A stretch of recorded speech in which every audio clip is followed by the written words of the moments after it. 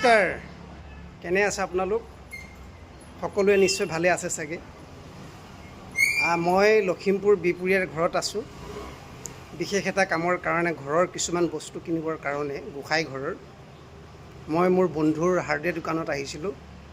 বন্ধুৰ নাম হৈছে সৌৰভ বৰা। আমাৰ বিপুৰীয়াৰ এজন ভাল ব্যৱসায়ী আৰু লগতে উদ্যোগপতি বুলি ক'লেও বেয়া নহয়। বৰ্তমান তেওঁৰ দোকানত আহি পালোহি মই। তেওঁ বৰ্তমান নাই। মই তেওঁক ফোন কৰিছোঁ, তেওঁ ব্যস্ত থকাৰ কাৰণে চাগে ফোনটো ৰিচিভ কৰা নাই। মই তেওঁৰ দোকানত বহি থাকোঁতে ইমান এটা ধুনীয়া এখন ছাইনবোৰ্ড দেখিছোঁ। তেওঁ কেতিয়াৰ পৰা ইমান আধ্যাত্মিক হ'ল মই গম নাপাওঁ। বিশেষকৈ যেতিয়া তেওঁৰ লগত মই কথা পাতোঁ, তেওঁ আধ্যাত্মিক যিটো দৰ্শন সেইটো ফুটি উঠে। তেওঁৰ দোকানত বহি থাকোঁতে ইমান ঘূৰিছোঁ, মই এনেকুৱা দেখা নাই। আপোনালোকক এটা দেখাব বিচাৰিছোঁ, চাওকচোন বস্তু। যিটো জনে কৃষ্ণ কথা বিশ্বাৰে সময়ে মনে ধৈৰ্য ধৰি খনেক থাকয়, যত তীৰ্থ স্নান দান দেৱ পিতৃ যজ্ঞ যাব যোগাদিৰো ফলক পাৱয়।